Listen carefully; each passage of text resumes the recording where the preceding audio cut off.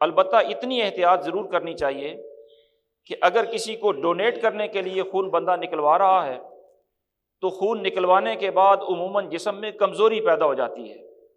اور اس کمزوری کا ازالہ عام طور پر کوئی چیز کھا پی کر کیا جاتا ہے، اور روزے کی حالت میں کھانا پینا چونکہ جائز نہیں ہوتا،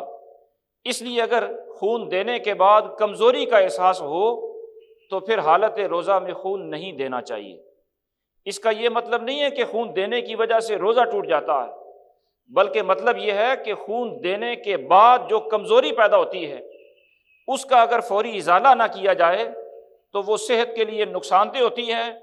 یا روزہ توڑنے کی نوبت پیش آ جاتی ہے۔ ان دونوں صورتوں سے بچنے کے لیے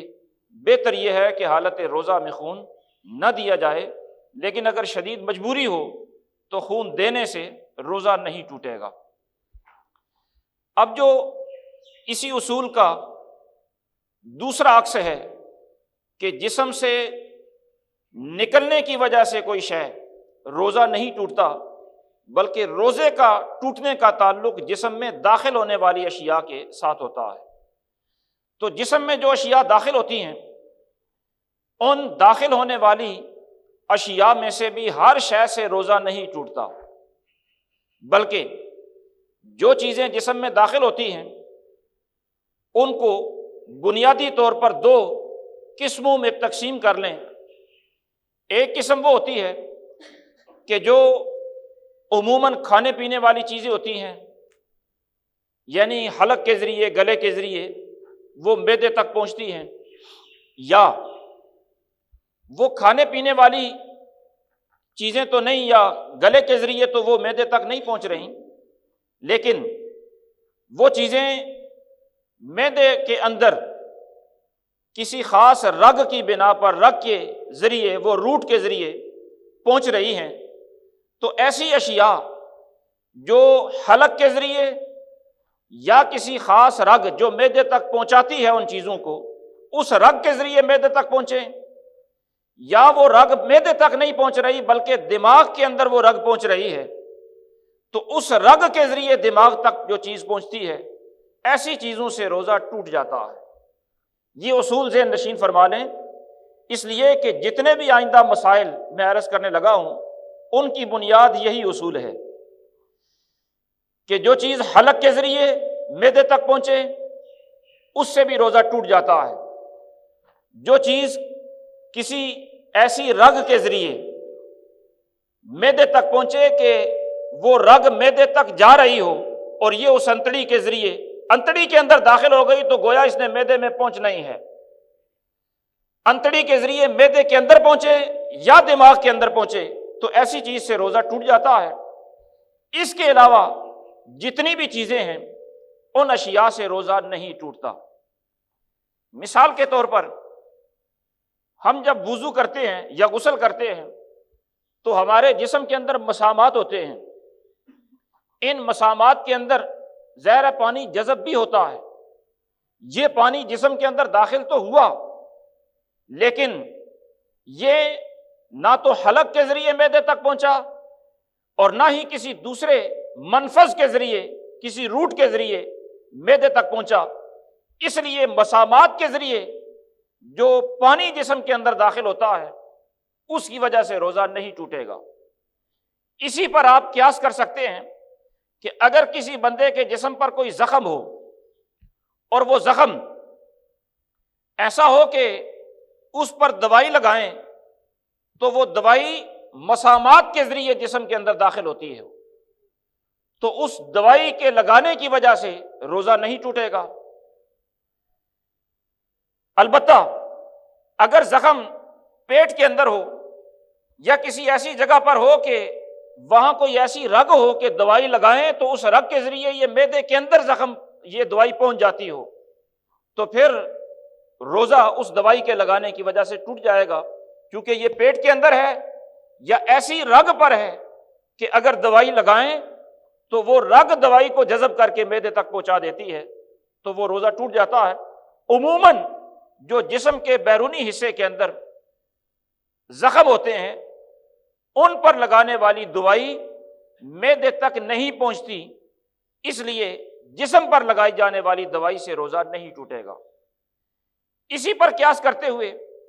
آپ اس صورت مسئلہ کا حکم بھی معلوم کر سکتے ہیں کہ اگر خدا نخواستہ کسی بندے کو بواسیر کی بیماری ہے اور وہ بیرونی بواسیر ہے، تو ظاہر ہے وہ جسم کے باہری حصے کے اندر اگر دوائی استعمال کرتا ہے تو اس سے روزہ نہیں ٹوٹے گا۔ البتہ اگر اندرونی بواسیر ہے تو پھر دوائی استعمال کرنے کی وجہ سے روزہ ٹوٹ جائے گا، اس لیے کہ اب وہ ایسی انتڑی کے اندر دوائی داخل ہو جاتی ہے جس کا تعلق براہ راست معدے کے ساتھ ہوتا ہے، اور اندرونی بواسیر میں دوائی استعمال کرنے کی وجہ سے روزہ ٹوٹ جائے گا۔ بیرونی بواسیر ہو تو وہ چونکہ جسم کے باہر ہی لگتی ہے، اس لیے اس سے روزہ نہیں ٹوٹے گا۔ تو یہ زخموں کے حوالہ سے آپ کے سامنے گزارش کر دی۔ بازو کسی کا ٹوٹ گیا، ٹانگ کسی کی ٹوٹ گئی، یا ویسے کوئی زخم ہے تو اس زخم میں دوائی کوئی بھی لگائی جائے، کھانے والی نہ ہو، کھانے والی تو ظاہر ہے حلق کی وجہ سے جاتی ہے، اس سے روزہ ٹوٹ ہی جائے گا۔ بیرونی جو کوئی مرہم وغیرہ لگائی جاتی ہے اس کی وجہ سے روزہ نہیں ٹوٹے گا۔ اسی طرح آنکھ کے اندر جو دوائی استعمال کی جاتی ہے، اس کے بارے میں قدیم جو اطباء تھے، طبیب لوگ جو تھے، ان کا نقطہ نظر یہ تھا کہ آنکھ کے اندر ایسا کوئی روٹ نہیں ہوتا جو معدے تک چیز کو پہنچائے۔ تو ان کے اس نقطہ نظر کی بنیاد پر علماء یہ مسئلہ بیان فرماتے تھے کہ آنکھ میں کوئی بندہ اگر دوائی استعمال کرتا ہے، کوئی قطرے وغیرہ استعمال کرتا ہے، تو آنکھ میں دوائی ڈالنے کی وجہ سے روزہ نہیں ٹوٹے گا۔ اس مسئلے کی بنیاد حکماء کا، اطباء کا یہ فیصلہ تھا کہ آنکھ کا ایسا کوئی روٹ نہیں ہوتا جو معدے تک دوائی کو پہنچائے۔ یہی وجہ ہے کہ جب آنکھ میں داخل ہونے والی چیز کسی روٹ کے ذریعے، منفذ کے ذریعے معدے تک نہیں پہنچتی، تو یہ ایسے ہی ہے جیسے مسامات کے ذریعے جسم کے اندر داخل ہو رہی ہے۔ تو علماء یہ کہا کرتے تھے کہ آنکھ میں دوائی داخل کرنے کی وجہ سے، قطرے وغیرہ ڈالنے کی وجہ سے روزہ نہیں ٹوٹے گا۔ حتیٰ کہ بعض اوقات ایسا بھی ہوتا تھا کہ آنکھ میں کوئی چیز ڈالیں تو اس کا ذائقہ گلے کے اندر محسوس ہوتا تھا، لیکن اس کے باوجود چونکہ اطباء کہتے تھے کہ آنکھ کا معدے کے ساتھ براہ راست کوئی کنیکشن نہیں ہے، تو علماء یہ کہتے تھے اس سے روزہ نہیں ٹوٹتا۔ لیکن اب جدید میڈیکل سائنس نے اس اصول کو غلط ثابت کر دیا ہے، اور سائنس یہ کہہ رہی ہے کہ آنکھ کے دونوں اطراف میں باریک باریک ایسے رستے ہوتے ہیں جن کا براہ راست معدے کے ساتھ تعلق ہوتا ہے۔ تو اس کا مطلب یہ ٹھہرا کہ آنکھ میں جو دوائی ڈالی جاتی ہے وہ براہ راست معدے میں پہنچتی ہے، اور اصول ابتدا میں آپ سماعت فرما چکے کہ جسم کے کسی حصے میں بھی دوائی استعمال کریں جو براہ راست معدے تک کسی روٹ کے ذریعے پہنچے وہ ناقض روزہ ہوتی ہے۔ تو اب چونکہ میڈیکل سائنس یہ کہہ رہی ہے کہ آنکھ میں دوائی ڈالیں تو وہ معدے میں پہنچتی ہے، اس لیے اب علماء یہ فیصلہ دیتے ہیں کہ آنکھ میں دوائی استعمال کرنے کی وجہ سے روزہ ٹوٹ جاتا ہے۔ البتہ آنکھ میں سرما استعمال کریں تو سرما استعمال کرنے کی وجہ سے روزہ نہیں ٹوٹے گا، حالانکہ اس اصول کی بنا پر جس طرح قطرے ڈالنے کی بنا پر روزہ ٹوٹتا ہے، اسی طرح سرما ڈالنے کی وجہ سے بھی روزہ ٹوٹنا چاہیے۔ قیاس کا اور عام فہم کا تقاضا یہی ہے کہ جس طرح قطرے ڈالنے کی وجہ سے روزہ ٹوٹتا ہے، سرمے کی وجہ سے بھی روزہ ٹوٹنا چاہیے۔ لیکن حضور نبی اکرم نور مجسم شفیع معظم صلی اللہ تعالیٰ علیہ وسلم سے ثابت ہے کہ سرکار نے حالت روزہ میں اپنی چشمان اقدس کے اندر سرما استعمال فرمایا ہے۔ روزہ کی حالت میں سرکار نے چونکہ سرما لگایا اور صحابہ کرام کو سرما لگانے کی اجازت بھی دی، تو سرکار کے اس عمل کی وجہ سے سرما کی بنا پر روزہ نہیں ٹوٹے گا۔ البتہ باقی جتنی بھی چیزیں دوائیاں وغیرہ استعمال کریں وہ اپنے اصل اصول پر رہیں گی، اور ان کے استعمال کرنے کی وجہ سے روزہ ٹوٹ جائے گا۔ آپ شریعت مطہرہ کا مزاج تو ملاحظہ فرمائیں کہ عام عقل کا تقاضا یہ ہے کہ سرمے کی وجہ سے بھی روزہ ٹوٹے جس طرح باقی چیزوں کی وجہ سے ٹوٹ جاتا ہے، لیکن جب سرکار کی ذات کا مسئلہ آ گیا تو شریعت کہتی ہے عقل را قربان کن با پیش مصطفیٰ، کہ جب سرکار کا عمل آ گیا تو پھر وہاں عقل کا کوئی عمل دخل نہیں رہتا۔ سرمے کی وجہ سے روزہ نہیں ٹوٹے گا، باقی کسی بھی شے کے استعمال کی وجہ سے روزہ ٹوٹ جائے گا۔ جب یہ آنکھ کے متعلق آپ نے اصول ذہن نشین فرما لیا تو اب اس پر جو دیگر مسائل متفرع ہوتے ہیں ان کا حکم آسان ہو گیا معلوم کرنا۔ مثال کے طور پر لوگ آنکھوں کے اندر بعض اوقات لینز استعمال کرتے ہیں، اور وہ جو لینز استعمال کرتے ہیں ان کے لگانے کا طریقہ یہ ہوتا ہے کہ ان کو پانی کے اندر یا کسی بھی لیکوڈ چیز کے اندر بھگو کر پھر آنکھوں پر لگایا جاتا ہے۔ ظاہر ہے جب وہ گیلے کسی بھی لیکوڈ چیز کے اندر بھگو کر آنکھوں پر لگائیں گے اور اب وہ آنکھوں پر لگائیں گے تو اس کا حکم بھی وہی ہوگا جو آنکھ میں قطرے ڈالنے کا حکم ہے، کہ یہ لیکوڈ بھی اس آنکھ کے پیچھے جو منفذ ہے، جو روٹ ہے معدے تک پہنچانے والا، یہ لیکوڈ بھی معدے تک پہنچ جائے گا۔ اس لیے حالت روزہ کے اندر اگر کوئی بندہ لینز استعمال کرتا ہے اور بھگو کر استعمال کرتا ہے تو اس کا روزہ بھی ٹوٹ جائے گا۔ البتہ جن لوگوں کو مجبوری ہوتی ہے، بعض اوقات کسی مرض کی وجہ سے لینز لگانا ضروری بھی ہو جاتا ہے، تو وہ جو مجبوری والے مریض حضرات ہیں انہیں یہ چاہیے کہ اگر لینز لگانا ہی ہے تو یا سحری کے وقت لگا لیں یا افطاری کے بعد لگوا لیں۔ روزے کی حالت میں لینز اگر استعمال کریں گے تو لینز لگانے سے روزہ ٹوٹ جائے گا۔ اسی طرح جو ناک ہوتی ہے، اس ناک کا چونکہ براہ راست گلے کے ساتھ تعلق ہوتا ہے، ناک کے اندر اگر کوئی بندہ دوائی استعمال کرے تو روزہ ٹوٹ جاتا ہے۔ بلکہ ناک کے ذریعے کوئی بھی شے جو گلے کے ذریعے اندر جاتی ہے وہ ناک کے ذریعے اندر جائے گی تو اس سے بھی روزہ ٹوٹ جائے گا۔ مثال کے طور پر بعض مریض ایسے ہوتے ہیں کہ جو ایمرجنسی وارڈوں کے اندر ہوتے ہیں اور انہیں آکسیجن لگائی جاتی ہے۔ ویسے بنیادی طور پر آکسیجن تو صرف ایک ہوا ہی ہوتی ہے، اور ہوا ناک کے ذریعے عام طور پر اندر جاتی ہے تو اس سے روزہ نہیں ٹوٹتا، لیکن آکسیجن جس کو لگی ہوئی ہو اس کا روزہ ٹوٹ جائے گا۔ اس کی وجہ یہ ہے کہ آکسیجن صرف ہوا ہی اندر نہیں جا رہی ہوتی، بلکہ آکسیجن بندے کے جسم میں داخل ہونے سے پہلے اس کو پانی کے اندر سے گزارا جاتا ہے۔ آپ نے وہ ایمرجنسی وارڈوں کے اندر دیکھا ہوگا کہ وہ سرہانے کی طرف 2 ٹیوبیں لگی ہوتی ہیں، ان کے اندر پانی موجود ہوتا ہے۔ آکسیجن پہلے اس پانی سے گزرتی ہے، پھر پانی سے نمی لے کر وہ بندے کے جسم کے اندر داخل کی جاتی ہے۔ تو چونکہ اب وہ صرف ہوا نہیں جا رہی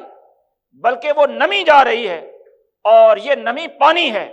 اور پانی اگر ناک کے ذریعے یا گلے کے ذریعے جسم کے اندر داخل ہو تو اس سے روزہ ٹوٹ جاتا ہے۔ لہذا آکسیجن کی وجہ سے بھی روزہ ٹوٹ جائے گا۔ اسی طرح آپ نے دیکھا ہوگا کہ بعض اوقات ریشے وغیرہ گلے میں یا چھاتی کے اندر جم جاتا ہے، بڑوں کے یا بچوں کے، اور ڈاکٹر انہیں کہتے ہیں کہ انہیں بھاپ دیں۔ وہ بھاپ بعض اوقات پرانا طریقہ تو یہی ہوتا تھا کہ وہ پانی گرم کر کے اس کے اندر مختلف ادویات داخل کر کے وہ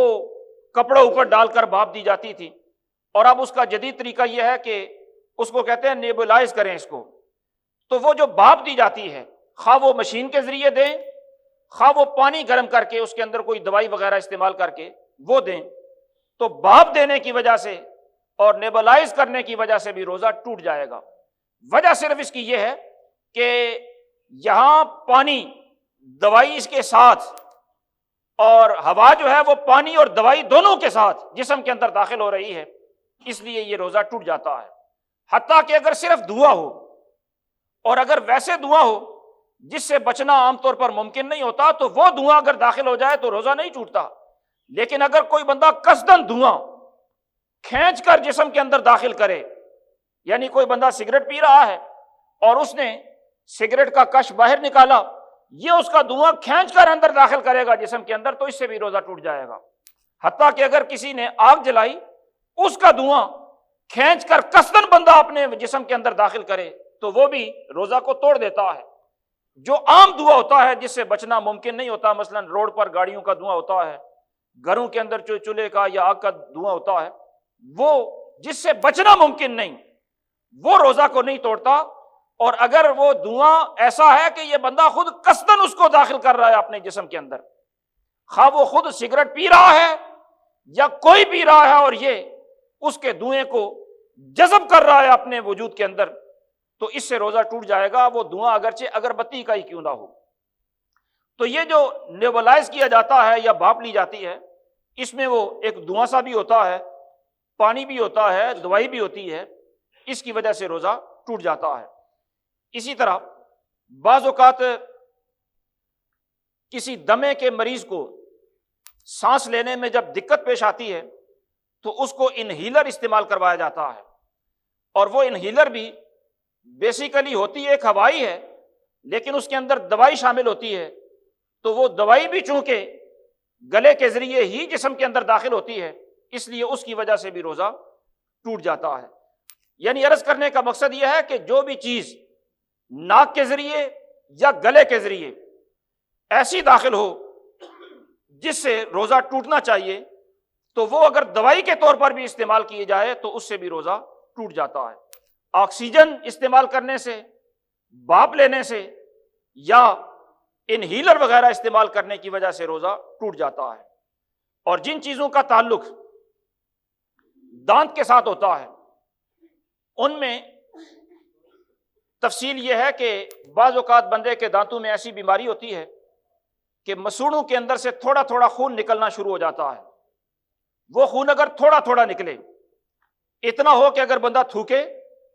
تو تھوک کی رنگت تو تبدیل ہو، یعنی سرخی تو اس میں نظر آ رہی ہو، لیکن تھوک غالب ہو اور خون کم ہو۔ اگر وہ خون تھوڑا تھوڑا ہے تو وہ تھوک اگر بندہ نگل بھی جائے تو اس سے روزہ نہیں ٹوٹتا، لیکن اگر خون غالب ہے تھوک پر تو پھر اگر وہ بندہ نکلے گا تو اس سے روزہ ٹوٹ جائے گا۔ اسی طرح دانتوں پر بندہ مسواک استعمال کرے